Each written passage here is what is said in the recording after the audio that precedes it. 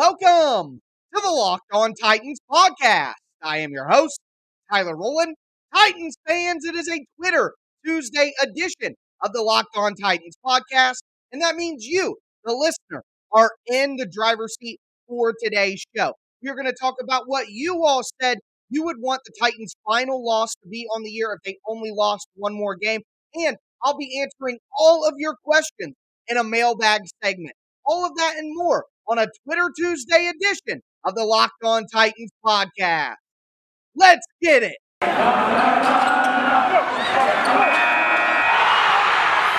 are Locked On Titans, your daily Tennessee Titans podcast, part of the Locked On Podcast Network, your team every day.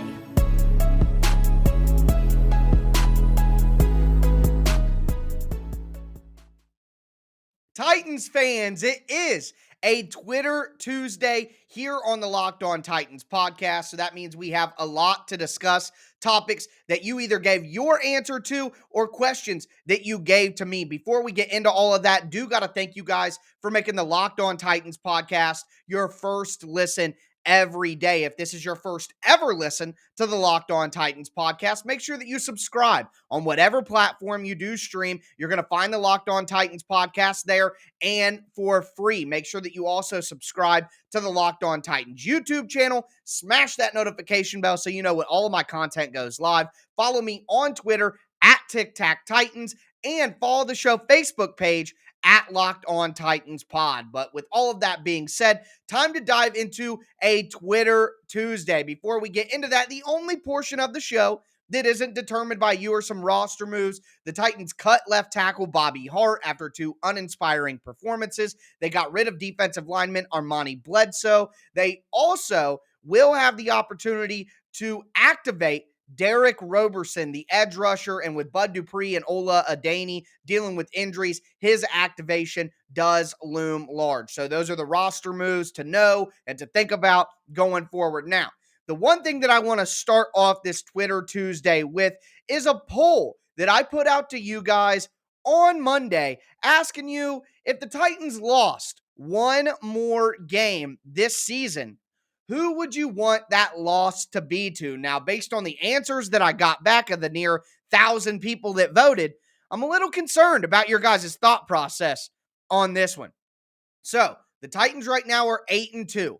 They have remaining games against the Houston Texans, 2 of them, against the Jacksonville Jaguars, just 1 against the Miami Dolphins, against the San Francisco 49ers, that's a primetime Thursday night football game, and then 2 big AFC matchups at New England in week 12 and at Pittsburgh in week 15, I do believe. So 2 big road AFC games, a home primetime game against a struggling NFC opponent, and then 4 games against the bottom dwellers in the NFL.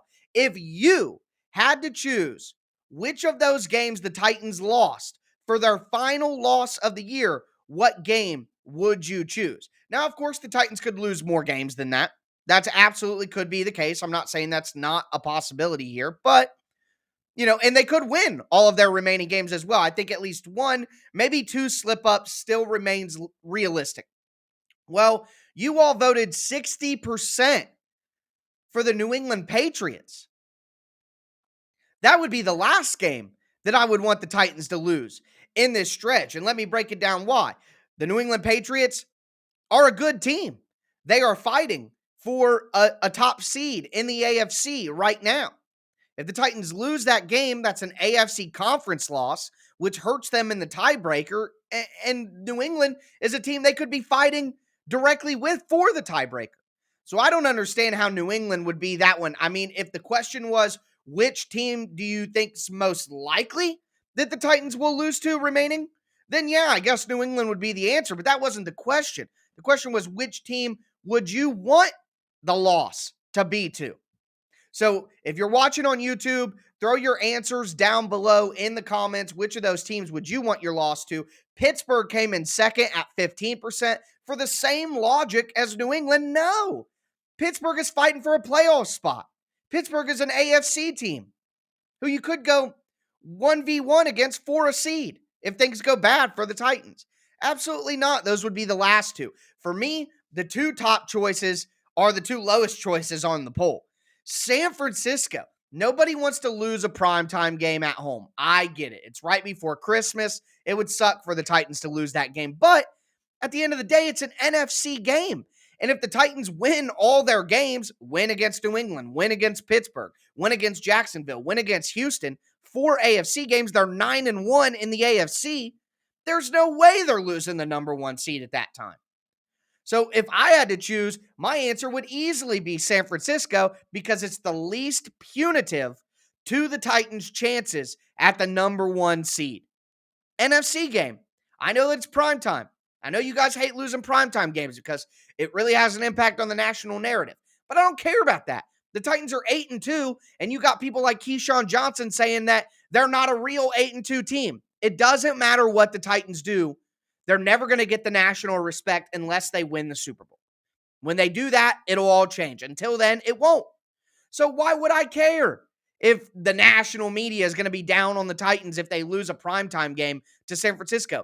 They're going to be down on the Titans anyways. So for my money, San Francisco is the best answer to that question. But the second best answer is Houston in week 18 because the Titans have the number one seed wrapped up. They rest a bunch of their starters. I know me talking about resting starters, but they rest a bunch of their starters in week 18 because they have the number one seed clinched. That would be a loss that I would stomach as well. I would be totally okay with that. So for me, the last team that I want to lose to is New England, then Pittsburgh. And after that, San Francisco, and then the last game of the year against Houston are the two most acceptable answers, and those got 12% and 11% respectively. So I don't know what you guys were thinking on Twitter today, but the clear and obvious answer is the San Francisco game because it's the least punitive to the Titans' chance at the number one seed. But that is going to do it for the opening segment of our Twitter Tuesday. That's a poll that I put up on Twitter at Tic Tac Titans.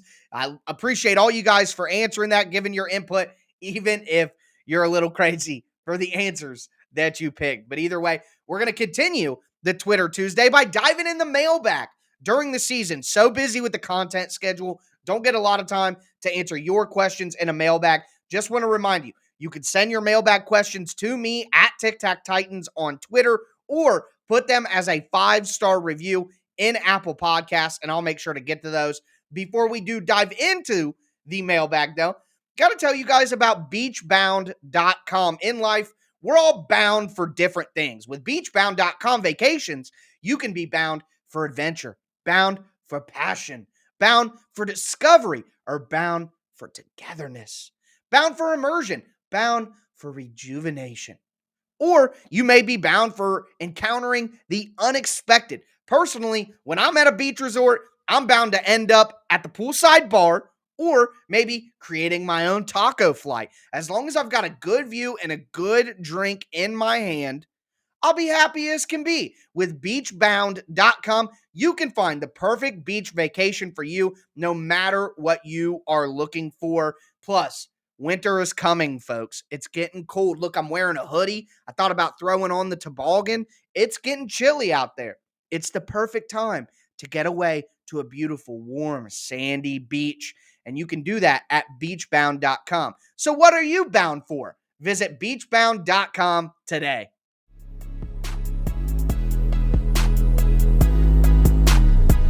Titans fans, let's continue this Twitter Tuesday edition of the Locked On Titans podcast. Just went over a poll that I put on Twitter about what the Titans' last loss of the season should be or what you would want it to be. Some crazy answers there with New England, but either way, we chopped that up. Now it is time to go into a mailbag segment. Like I said at the beginning of the show, I don't get to do a lot of mailbags during the season because of everything that's going on. So excited to dive into your guys' questions, and you gave me some excellent ones to get into. So let's go ahead and dive right in. Before we do, want to thank you guys again for making the Locked On Titans podcast your first listen every day. So I'm just going to dive into all of these.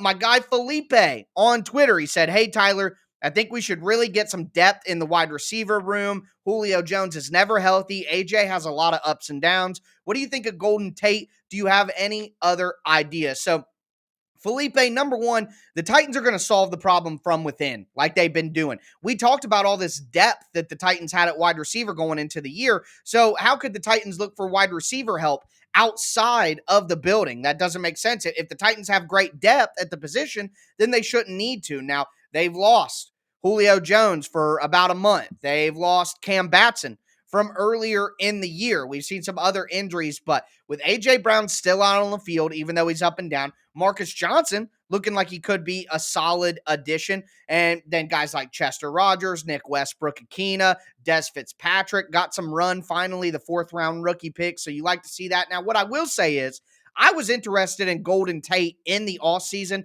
prior to getting Julio Jones. My interest level dropped once they got Julio, but I was still okay with that. With Josh Reynolds gone, Cam Batson out, Julio Jones on IR, I don't see why having a steady veteran who's from the area like Golden Tate on the team would be a bad idea. But right now, I mean, they have Mason Kinsey still. They have Chester Rogers still. So needing a slot guy like Golden Tate just doesn't seem high on the need list. But I would be okay with that, Felipe. I've always been okay with having that veteran in. Next, Mike Inclon. He says, mind a big picture question as I love looking at it. Fine with that, Mike. He says, during the preseason, it was generally felt that this was a year to win it all.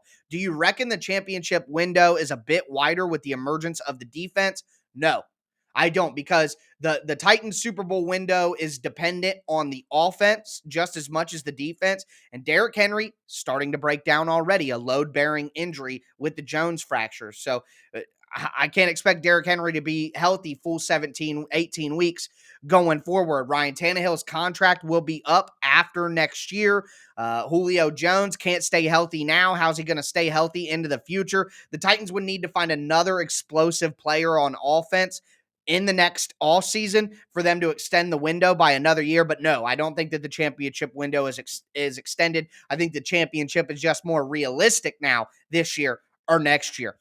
Garrett said, how do you feel about people hating on the Titans even after proving themselves after such a challenging year with the injuries and the schedule?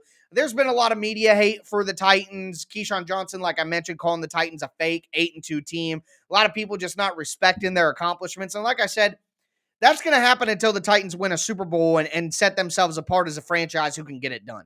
And me personally, I don't really care. Like Kevin Byard said, it's not about proving them wrong. It's about proving ourselves right.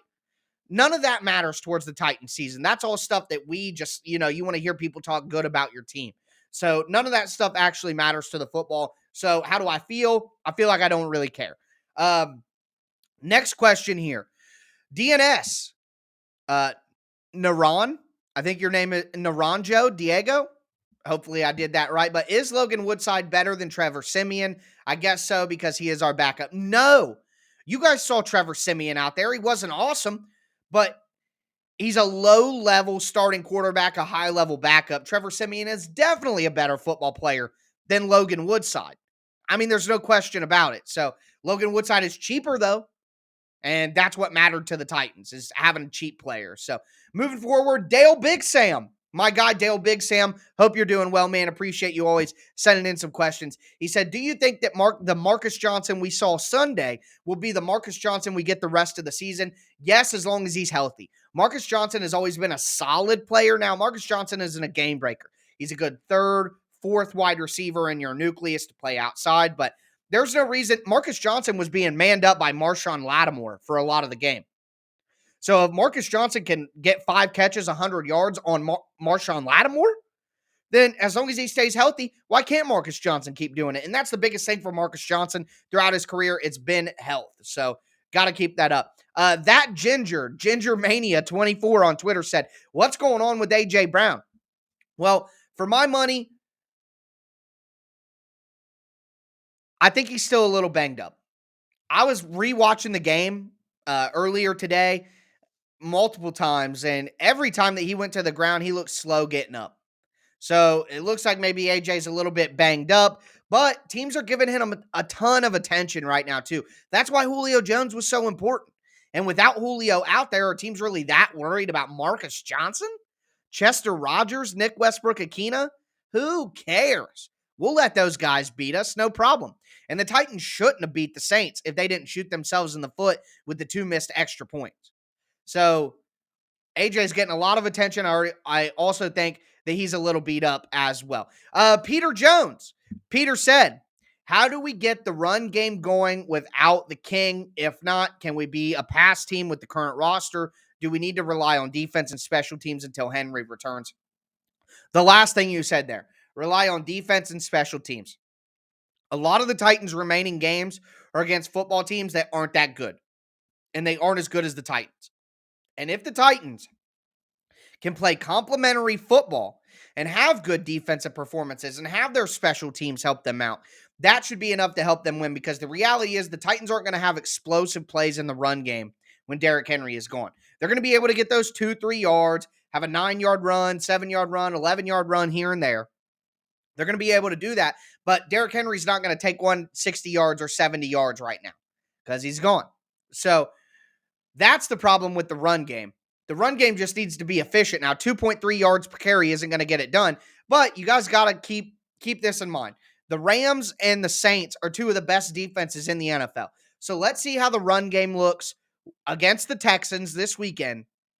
And then we'll kind of see where they're at from that perspective. But how you get the run game going, you run plays that make sense for what you got in the backfield. And Adrian Peterson hasn't run a lot of outside zone, inside zone, things like that. He's more of a man gap power runner from that sense with pulls and traps. And the Titans have been incorporating more into that.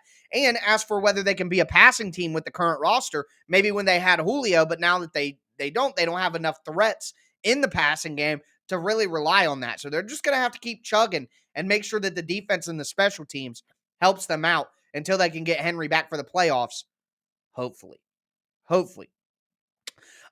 Here we go. A good question here from the most elite Titans fan I know, the Canadian Titan.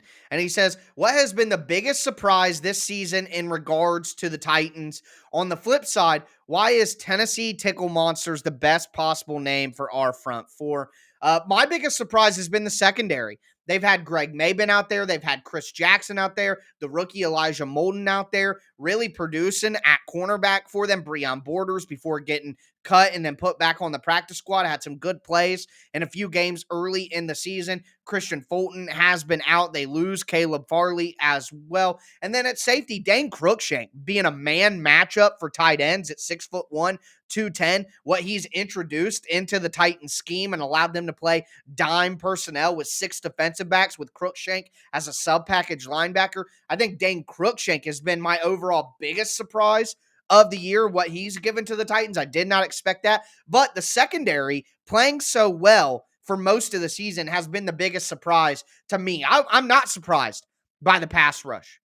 This is what I expected from the pass rush. They needed to improve. Now, they're a little bit better than, I guess, what I was expecting, but I expected improvement there because of the money and the resources put there. But the secondary being this much more improved, that's been quite the surprise. And a runner-up there is David Long at linebacker. His explosion as the Titans' best linebacker has been really fun to watch. As for the Tennessee Tickle Monsters thing, so the joke, it's a joke. Tennessee Tickle Monsters is a joke, making fun of the fact that, people always want to give nicknames to things, to defensive lines and defenses and things like that. It's a joke. But when the joke is as dumb as what it's making fun of, then you're not really gaining anything. It doesn't matter. Who cares? But when you look at the annals of history, the monsters of the Midway, the Purple People Eaters, the Steel Curtain, do you really want Tennessee's history to be the Tennessee Tickle Monsters? It's just stupid. It's just dumb.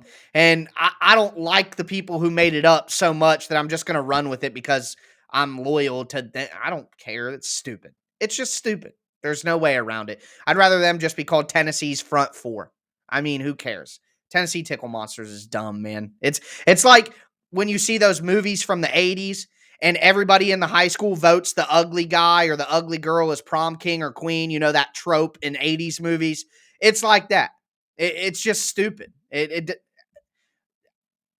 There's no value there. I have no other words. It's just dumb. Anyways, we're going to continue answering me and my dog here. I am going to continue answering your mailbag questions in our next segment. Before we get into that, though, want to remind you Titans fans about an incredible app that everyone who buys gas has to know about called Get Upside. My listeners are making up to 25 cents for every gallon of gas every time they fill up. Just download the free Get Upside app in the App Store or on Google Play right now. Use the promo code TOUCHDOWN. That's one word, touchdown, and you'll get a bonus 25 cents per gallon on your first fill up. That's up to 50 cents a gallon cash back. Don't pay full price at the pump ever again. Get cash back using Get Upside. Just download the app for free and use that promo code touchdown to get up to 50 cents a gallon cash back on your first tank. Some people who fill up a lot make up to $200-300 a month in cash back. And here's the thing, there's no catch. The cash back goes right to your Get Upside account. You can cash out anytime to your bank account, PayPal, or to an e-gift card like for Amazon. Just download the free Get Upside app, use that promo code touchdown, and get up to 50 cents a gallon cash back on your first tank. That's promo code touchdown on the free Get Upside app.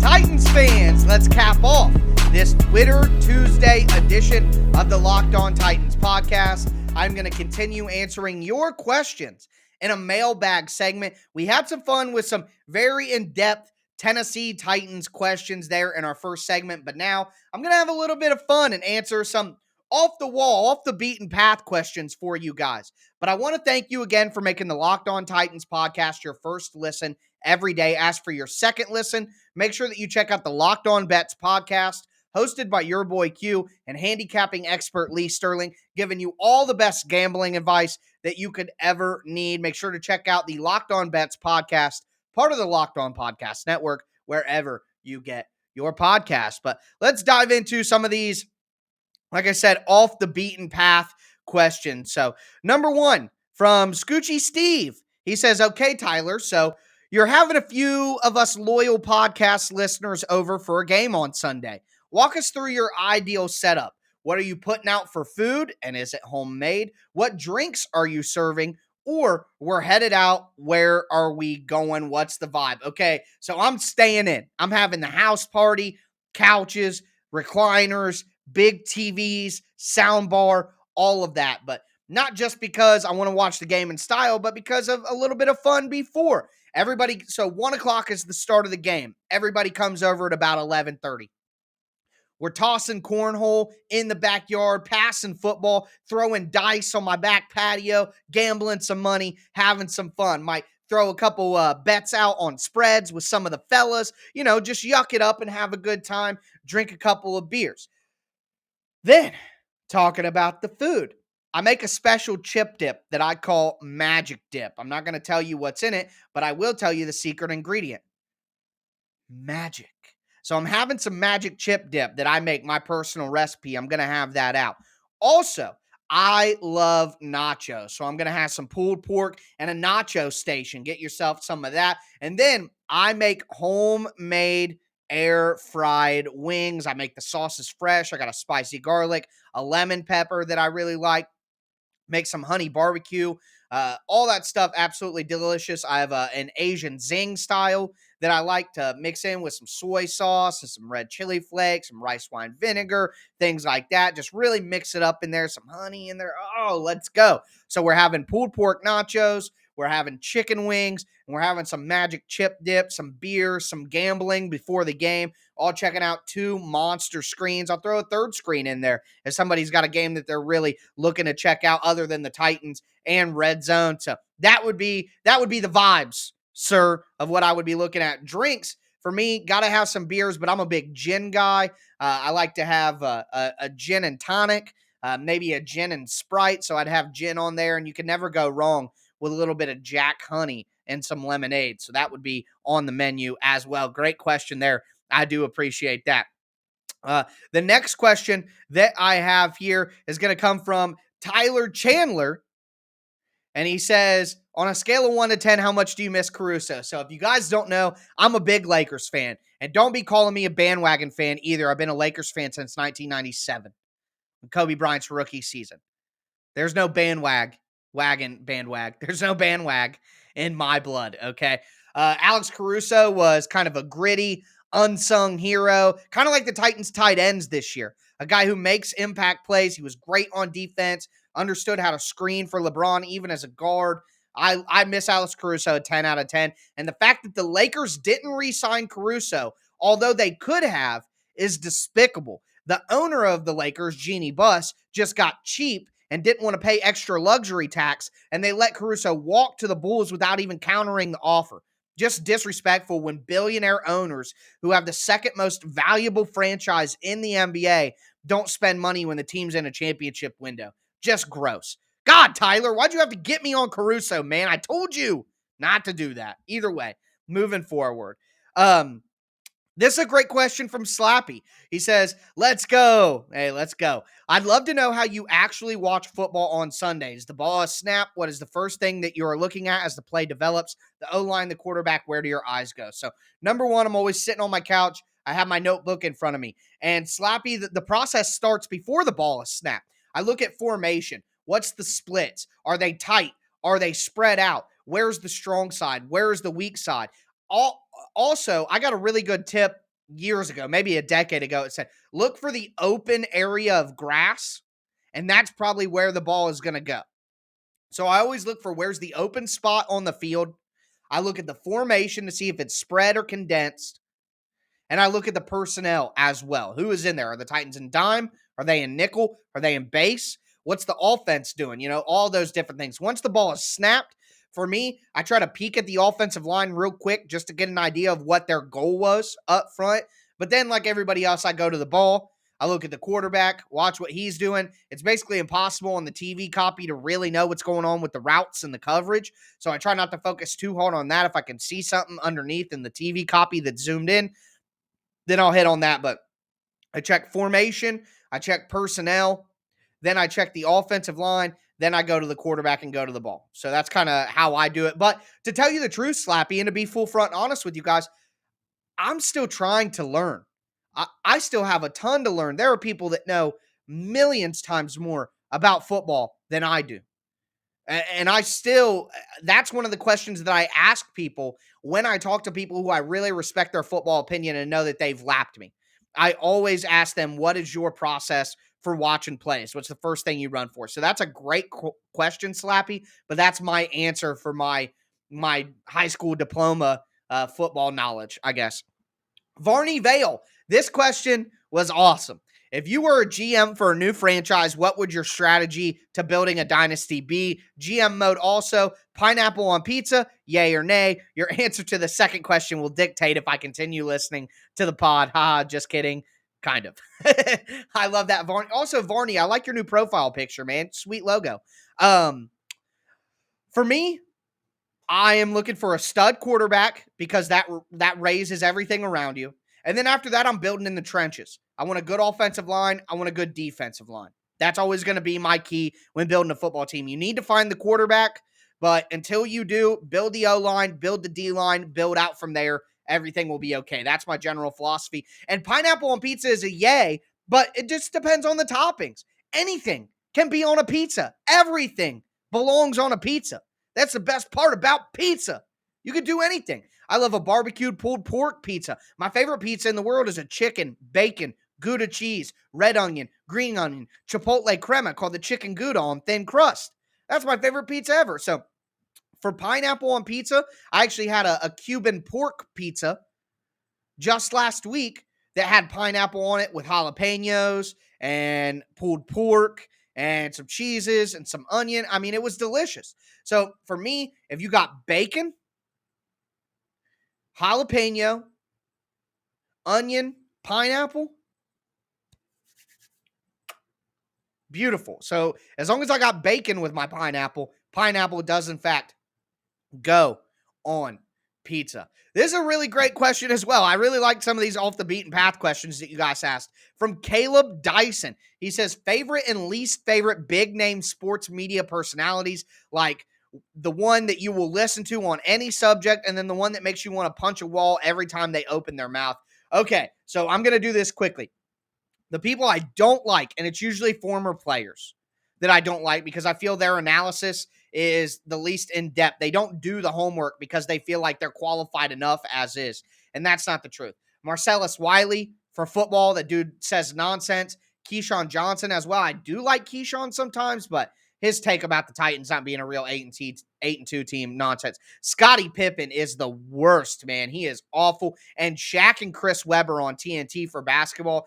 Shaq is the worst. Shaq is literally my least favorite media personality that covers anything. He does a horrible job. He's open about the fact that he's misinformed and uninformed. He doesn't even try to do the homework. I can't stand stuff like that. And of course, for me, it was always guys who had more talent than me, but didn't work as hard as I did. And a lot of the time, they still get the opportunities because of the talent. So I'll always, I guess, for better or for worse, have my biases there. Guys who are like, I grew up on Colin Cowherd and Bill Simmons. Those were guys who I really, really liked. And they both say their fair share of dumb stuff, but they're incredibly entertaining. They're provocative. Their thoughts, even if you disagree with them, they're well thought out, which is something that I go through a lot. You can hate my opinions, but you cannot accuse me of not thinking deeply about what I'm saying. It's not just some run of the mill, I decided to say this. I thought about it first.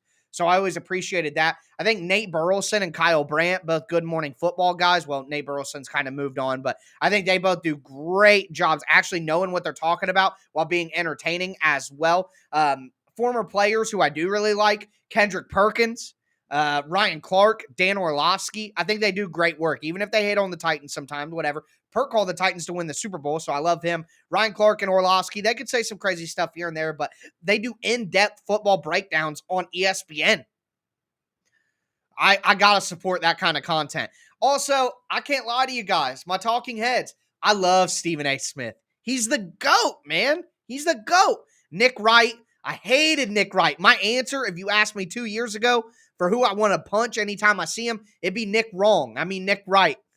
I say that tongue in cheek. But I like Nick Wright now after watching him for a few years, understanding his vibe, hearing him on some interviews. And then Shannon.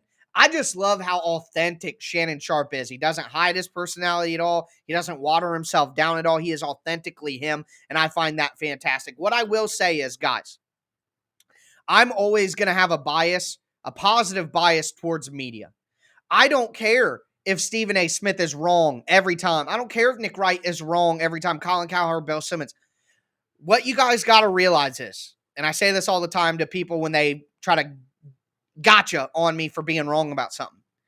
The job is not to be right every single time. You have to have an idea of what you're talking about. You have to be informed and intelligent. And if you're not, the listeners will sniff that out right away. But it's more important to be entertaining. You guys watch my show. I'm sure you like to get information. You like to learn a little bit if I can teach you anything. But for the most part, it's just entertainment. I'm just here to entertain you guys, brighten your day, give you some content, get you through the morning commute, get you through your little lunch break. This is entertainment, folks. So nobody's going to, if you talk over and over again for hours every day or 30 minutes every day, you're going to be wrong. A lot. It's not about being right or wrong all the time. It's about being entertaining, being engaging, being authentic, being yourself. Having some sort of relatability to your audience as well. So that's my long-winded answer for that. But I really like the question, first and foremost. That's a great question overall. Another question here comes from my guy, Jimmy, on Twitter. He says, on average, how many hours do you spend making an episode? I'm sure it's a lot of hours you spend along with your day job. So if you guys don't know, I work a day job. I work a 9 to 5, 8 to 5, whatever. And hopefully I won't forever. But right now I do. And it's a job that I do a little bit of work when I'm not at work too. I'm salary. I'm technically on the clock all the time. I have to do some stuff on Saturdays, Sundays, here and there every now and then for what I do. But I also spend just as much time on the podcast. I mean, I'm not doing this to give myself a pat on the back, and you guys could go ahead and bounce out. This is one of the longest episodes I've done in a long time. But, guys, I spend so much time on the podcast, thinking about the Titans, engaging on Twitter, promoting on Twitter and Facebook. Recording the show every night takes me about an hour and a half to 2 hours if you include recording, graphic design for the thumbnails, editing the video, adding in transitions, adding in audio, adding in music, different production elements, uploading the shows to the various platforms that I have to upload to. It takes about 2 hours out of my night every night, but I don't mind that.